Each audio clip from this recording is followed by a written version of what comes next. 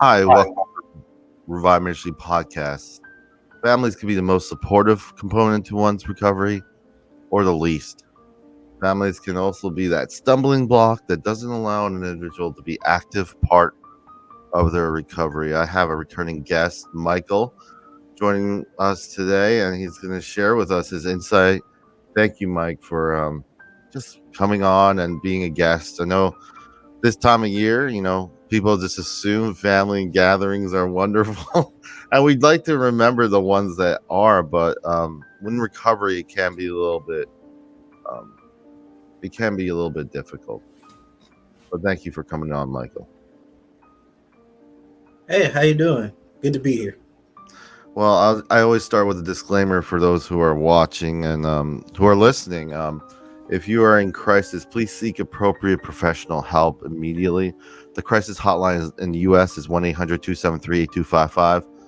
But I do encourage all those listening, wherever you are, find what's available, what resources are available in your area.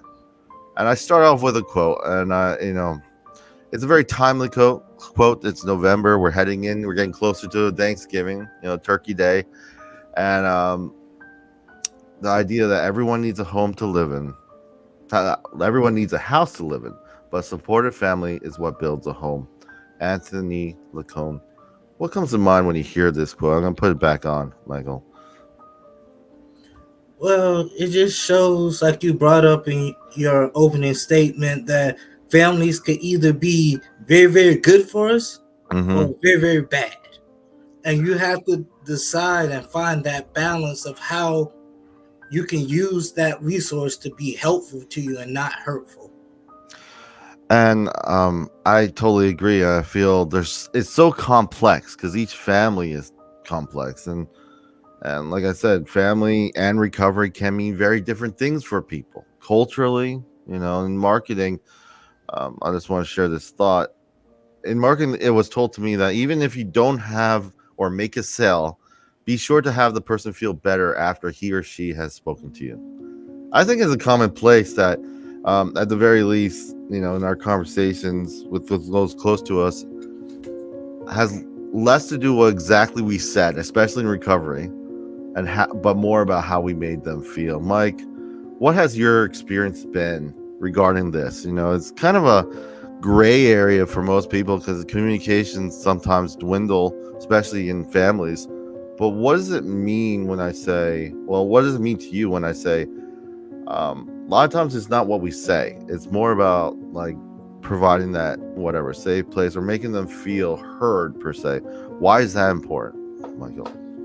Well, a lot of times people may come to you or seek you out not wanting advice, but wanting just to vent. Yeah. And if a person's telling you their story or their problem or their struggle, a lot of times a lot of people want to fix it. Like, how am I going to fix it? Yeah. But I've learned just listen to them, let them get it out, and sometimes that's all you need. But if they do ask for your help, be willing to sort of take your feelings out of it and really focus on helping them get what is best for them and what is needed at the time. Yeah, because I totally agree, because we, a lot of times when we're listening, we want to put our 2 cents in because we're like, oh, I know what would help you. But in recovery, it's not like that. I feel that, a lot of times is allowing the person to be heard. And recovery is slow. There's no shortcuts. So the idea of finding a quick fix or, oh, you only have to do this. Unfortunately, the person who's saying that may be saying it from a very caring and loving standpoint, but they're only looking through the visual lenses of themselves. So let me say, like, something that may be important to me or something that is a priority to me may not be for you, Mike, at all. You know what I mean? And that is totally fine. And recovery, that's where I feel sometimes, and I think Maya Angelou kind of says it the best. I've learned that people will forget what you said, people will forget what you did, but people will never forget how you made them feel. And people are like, well, feelings are fickle. I beg to differ. I feel that feelings should not we should not be led by our feelings, but when it comes to recovery and providing a safe place that I'm going to ask for help when I'm really struggling, like if I don't feel safe with you, if every time I talk to you you're telling me what I shouldn't or should do, I may not come to you. And especially in recovery in this time of, especially when we talk about suicide, sometimes that could be life or death. If I don't feel like you actually hear me or a family member does, that's why I feel when we look at these, there are these little subtleties a lot of times we don't, um, because a supportive family and home can do more healing than we'd like to admit. Sometimes if it doesn't work out, if it's frustrating, you know this, Mike, we deal with our peers or whatever, and they're just like repeating, and you might be like, you know what, that's just how they are. But in recovery, sometimes it is that way. Sometimes they need a little push. Sometimes it's their choice to move forward in this, and sometimes our action is just being there, listening, not telling them not talking at them per se, you know what I mean, but being there with them, but also having that safety, that boundaries, because I think in families sometimes we try to be what saviors of the world, but we don't, it doesn't work well. I want to ask you a question. We talked about family dynamics being different. Michael, what positive things have you seen personally in regards to family dynamics, and what have you seen negatively? I could, we all have our families that have their own quirks, but not only your own family, but people that you've seen that in recovery. What have you seen, Mike? If you'd like to share. Well, I could say that cultural does make a big difference, because being a minority and knowing other minority families, sometimes they may sweep things under the rug, or may say, we just don't talk about this, or we don't do this. And I think that is one of the worst things you can do, is to sort of sweep somebody's who especially is approaching you for help, like just push them aside, so to speak, or not take what they're saying seriously, or just saying, really not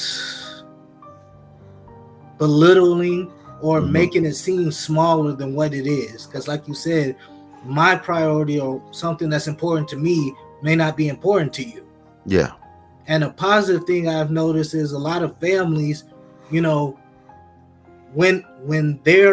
it personally happens to them, then they're more willing to be accepting of it and look for a positive change or positive outcome. But if it doesn't happen to them personally, or someone close to them, then they don't have that understanding, and they'll be in the mindset of, why can't you be normal, until their normal changes. Yeah, and I feel that understanding, and that, when we talk about mental health recovery, when we talk about recovery in general, it's about the people, like, and the families are built up with people. And I do appreciate you mentioning the people who try to sweep it under the rug, because it's easier, it's out of sight, out of mind. But unfortunately, what we've seen, I wish there was a quick cure like that, but I don't think, if we look at the concept of recovery, and in my journey, and also in yours, what you've spoken of, Mike, we wouldn't be where we're at, because if we haven't learned anything from our recovery, it's no good. I mean, if I feel good today, Mike, all my symptoms, everything's good, what have I actually learned? Because the thing is, life keeps changing. We have a lot of people during COVID losing family members. How do you cope? How do you learn all the coping skills that we learned through our recovery, Mike? We attach to some of these life events that may happen. So I do feel the lessons learned, I think, outweigh kind of this quick fix mentality. Like, oh, I'm gonna fix it and it's gonna be but the person's an individual, and the growth and their priorities may be different. There's a lot of smart people out there, but not enough wise ones. And what I mean by that, Mike, it's not about knowing the right answers at times, but more knowing when to say it. A lot of times And I know you mentioned a lot about we were taught with family dynamics, but when in regards to being smart, there's a lot of information out there. Let's be honest. We could go on our phones and like we'll sound very smart from the things we read, but there's a difference of knowing when to say it and how to just be there and present with an individual. What's your thoughts in regards of this, and what has your experience been? There's a lot of benefit in, like you said, just being there and being that shoulder to lean on, or that person that could be, you know, trusted in a time of need. Yeah. And what I mean by that is, just because you know something doesn't always means that's the right time to say it, or Mm-hmm. to try to force it onto somebody. Yeah. Because if a person's not ready Mm-hmm. and you try to force the issue, you're just Mm-hmm. going to build resentment, and it's going to cause their situation to still be continuously in that spiral of chaos. Yeah. And what I mean by the spiral of chaos is, sometimes, like you said, there's no shortcut, and we have to go through a process. And Yeah. if a person doesn't finish going through their process, Mm-hmm. then that could throw them all out of whack, and then they have to start the process all over again. Yeah. So it could actually be a detrimental, or actually set some people back, if we try to like force the issue, or try to, to show just how much we know. And I think it goes back from what I said in the beginning was you have to be an active part of your recovery. And I feel sometimes families, with their fear and with, arguably it's a tough situation. It's messy. I'm not minimizing how tough it is. And the fact that a lot of people would overlook this is not primarily because they're totally heartless, because unless they have someone, that a family member or someone close to them they get attached to, it's hard for them to have, at least from my experience, that much empathy, because they don't understand it. We try to share our stories and all that stuff, and it does help, but that only helps when we're allowed to communicate, talk like we are, Mike, and just it's a safe place where we're just sharing. And when it comes to recovery, and you're, with families, you may have a cousin or a brother that's not, or a mother or whoever not doing so well. And what I usually hear is a bunch of shouldn'ts. You should do this, you should do this, you should do that. But unless the person himself personally makes a choice as an active part of their own recovery, and that's the process that you're talking about, Mike, it takes time. The understanding part in recovery is huge. When I understand why I'm doing, why I want to get better, that I truly want to get better, if I want to build on my coping skills, that does a lot. That is more valuable than getting bailed out of a bad situation quickly. You know what I mean? So I'm not minimizing the importance of natural support, but I also, when it comes to recovery and family and the relation, it can be problematic. And I want to just listening and being intentional in our connections with one another really promotes a safe place or a home. Nothing is entirely safe, let's be honest, but and everything is constantly changing. But I feel with us having the ability to connect with those, even those who we don't agree with, and a lot of our family members we don't agree with. So this time is kind of funny for me, Mike. I'll tell you why. Because everyone's best moment in their holidays is like 10 years ago. My thing is, why is it a pastime a lot of times that is the best? Why can't the best Thanksgiving or the best holiday be something that we haven't experienced yet? The reason I'm saying this is a lot of times we look at holidays and we look backwards of what was good. But I look at Viktor Frankl. I'll get your thoughts on this. There were people in the camps, concentration camps that were giving away half their bread and like to people because they were trying to help the community, right? There's like, okay, but what they realized, what Viktor Frankl realized, is sustenance wasn't just with bread. Those people who gave those extra bread, the half of it, they felt that there was another day. There was something better ahead. So that was my only thing when I look at the holidays, because it's a hard time because either you lost a loved one or someone's not around anymore, whether it's a loss or a friendship or a relationship that doesn't work anymore. So what ways do you think we can move forward towards a positive approach to family and recovery, Mike? Well, I was told a lot by many of my mentors, we have 2 ears and 1 mouth. So you should listen double of what you speak. And sometimes speaking is unnecessary. Silence is golden. Yeah. So you have to be able to determine when to speak, when to just listen, and how to balance it out. Because we talked about this earlier. People, they just want to say, put in their 2 cents and say, well, I know because I this happened to me. Mm-hmm. Or I've had this friend or something that happened to them. But what they fail to realize is people, the situation may be the same, but how people perceive it and how they interpret it and act according to it may be different. We may not have the same opportunities to get the same outcomes. Yeah. We all have the right to equal opportunity, but not the right to equal outcome. Yeah. Because life isn't built that way. Yeah, I totally agree. I think it was Marcus Aurelius who said, a lot of our external problems that carry on are not so much the external problem, but more how we see that problem and how we judge that problem on us. It's a perception, basically, he was saying, Marcus Aurelius. And along those lines, Wayne Dyer says, all blame is a waste of time, no matter how much fault you find with another, and regardless how much you blame them, it will not change you. And that in recovery, that's the whole point.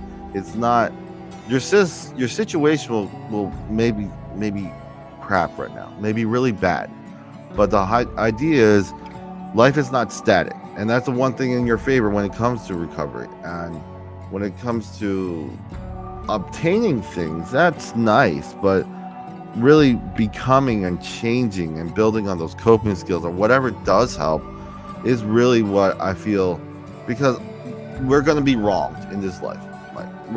People are going to take advantage of our time. We may not learn that to respect our time until later in our years, which I feel is true for me. A lot of times boundaries are the thing that I didn't really respect of myself, but if I don't respect my own time, how do I expect other people to respect my time? You get what I'm saying? So at the same time, it's this learning process that if you focus on the journey and the learning, not about obtaining or getting somewhere, it becomes lighter, because it's not about I'm gonna make mistakes, Mike. I will. Sometimes I will, and that's okay. I think sometimes we put a lot of pressure on ourselves, and it's unrealistic. I think the fear of and the urgency to get things solved quickly can be more taxing and create more of a problem than one may think. So I want to ask Mike, as we kind of wrap up, any final thoughts you want to share with those listening today? It's November, holidays are, Halloween's over, so everyone's getting ready for turkey and eating way too much. So what would you want to share with those listening today as we wrap up family and recovery? Family, what would you like to say? All I'd like to say in wrapping up is the journey of 1,000 miles begins with a single step. And we all have to learn that we have to take these single steps and just keep moving forward. One of my favorite quotes that I like to end with is by Winston Churchill, where he says, if you're going through hell, keep going. So yeah. No matter how hard it may seem at the time, or what we may be battling, you just got to keep moving forward and keep going. I like that. I had a conversation with one of my when I went back to my hometown, and they have kids. They're much older, but the idea is a shoelace predicament, and I feel like a lot of times in family and recovery, that's what it is. Not entirely, but there's kids who are learning to tie their shoelaces, right? And the problem is, you can make your life a lot easier to tie their shoelaces all the time because you have to get somewhere, right? But if you don't allow them to learn to tie their shoelaces, you may be tying their shoelaces the rest of your life, not intentionally. So the problem with that is the person who is trying to tie his shoelaces doesn't get the opportunity. That's where I think some of the family in recovery can be problematic. That's where not that the family is intentionally being malicious, but sometimes they could be a stumbling block because they won't allow the person to tie their own laces. I'm not trying to be crass, but the idea is a lot of times you may see things that in others that you think will help them immediately, but in recovery, a lot of times the process itself is the most important thing. And I just want to say thank you, Mike, for just to be on and sharing your insight and just being a regular returning guest on this podcast. I appreciate all you do. I also want to share with those who are also, you can always find all our updates on reviveministriesfl.com. I'm starting to share that we also have a Facebook. It's on Facebook. You can Revive Ministries FL. You'll find us. Instagram, it says Revive Ministries FL, and on YouTube too. Obviously, we are on video right now, but we also have the audio on the website. This is goodbye from Revive Ministries Podcast, leaving you with this last quote. Our most basic instinct is not for survival, but for family.